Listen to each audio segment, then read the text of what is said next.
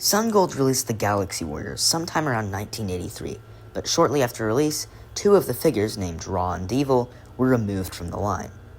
Instead, along with Baltard and Magnon, they were released as Galaxy Warriors Swords and Sorcerers by Acamas Toys. But they weren't the only figures released in the line, because one image online shows Galaxy Fighter's Sunhawk packaged as Swords and Sorcerers.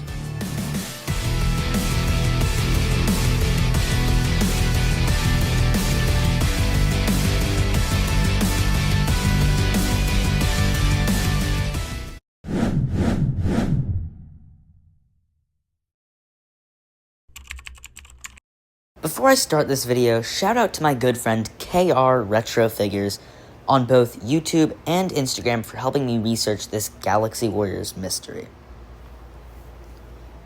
Originally, the Galaxy Warriors included 4 figures. Then, in the second version of the line, 2 of those figures were removed and 10 new figures were added.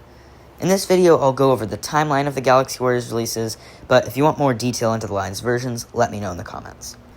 Galaxy Warriors version 1 was released in 1983 and included Rahh, Deevil, Baltard, and Magnon. Which I don't actually have the Galaxy Warriors Baltard and Magnon, but I do have the Galaxy Fighters versions. You can see here Baltard and Magnon advertised with figures from Galoob's Black Star line. Also released in 1983 were the original Fearful Beasts from Planet Farer. The boxes for the beasts showed prototypes of the beasts and accessories. Then, around 1984 or 1985, version 2 of both the Galaxy Warriors and Fearful Beasts was released. Rahh and Deevil were removed from the line, and 10 new figures were added. This time, the Beast box showed prototypes of the 10 new figures. Later, around 1986 or 87, there was a version 3 of the line, but it only included small changes. Okay, so why did Acamas Toys end up releasing Galaxy Warriors figures in their own Galaxy Warriors line? Here's my current theory. In November 1983, Mattel sued Remco because of their Warlord line's similarity to Masters of the Universe. On December 23rd, Mattel lost the case. What if Sungold saw that Remco was getting sued in November and decided to send their Galaxy Warriors figures over to Acamas Toys? Then, in 1984, after Mattel had lost, Sungold decided to bring back the line with new characters.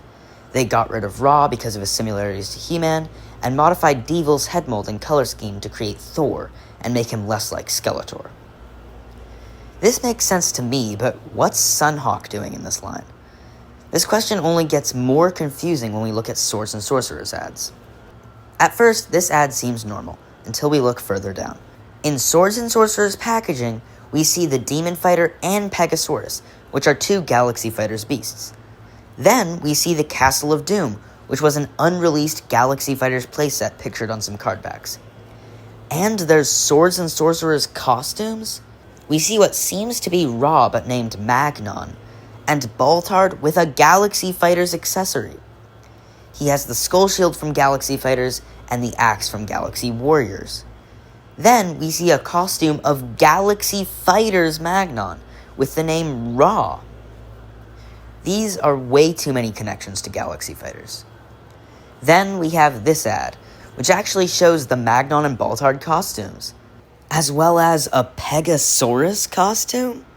It also shows the Castle of Doom and Magnon and Baltard riding Pegasaurus and the Demon Fighter. We also see 8 figures.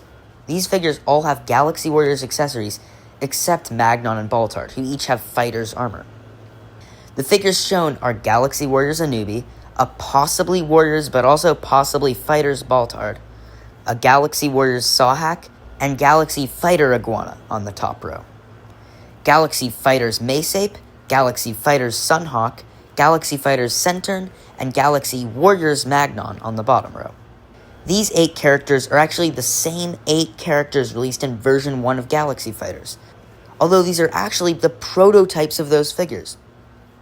First, you may have noticed Maceape and Centurn's heads have different colors. I forgot to mention this in the video, but Sunhawk's head also has slightly different coloring.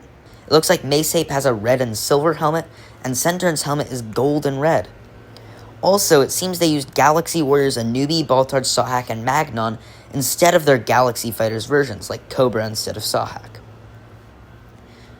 There's also another ad that shows these 8 figures on the Castle of Doom.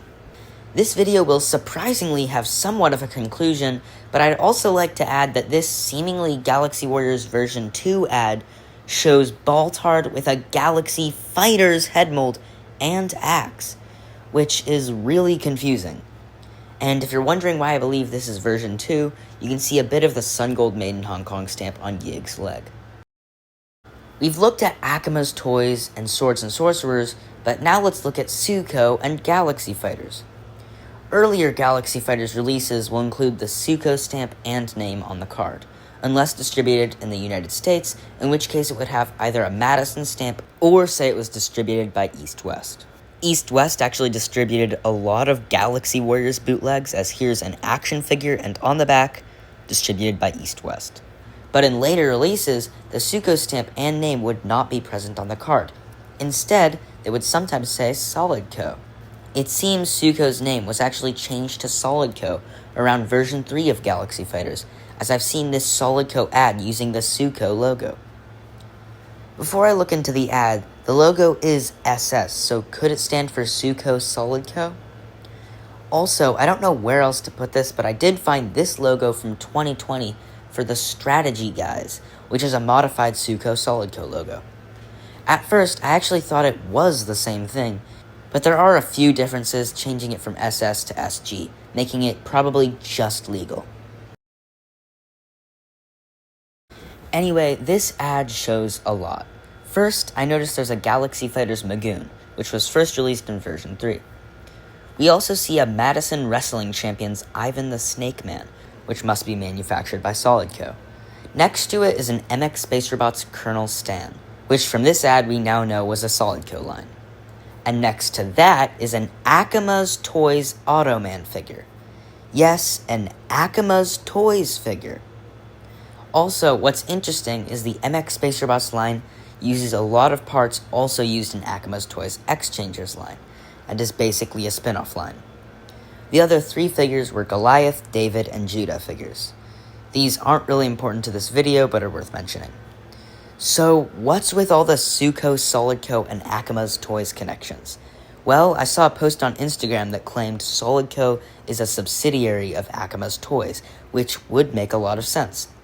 Everything Sewco Solidco has released has been either Galaxy Fighters or Acamas Toys related, apart from the random Bible figures, of course. This would make Swords and Sorcerers the original Galaxy Fighters line, and possibly make Galaxy Fighters a spin-off of Galaxy Warriors? I'm not exactly sure where Sungold comes in all of this. There's a couple things I forgot to mention in this video, so I'll go over those real quick. First off, the original Galaxy Fighters card artwork and the Swords and Sorcerers card artwork are literally the same. Like, that's a big piece of evidence right there. Also, Acamas Toys and Sewco might not be how you pronounce those names. I know Sewco is likely pronounced Sewco. I'm just used to pronouncing it Sewco, so sorry about that. Anyway, that's the Galaxy Warriors, Acamas Toys, and Sewco Solidco. If there's a line you'd like to see me cover next, let me know in the comments. Again, shout out to KR Retro Figures for helping me with this video. Go check out his YouTube channel. Also, shout out to the Old Force on Instagram. He posted most of the ads shown in this video. And thanks for watching.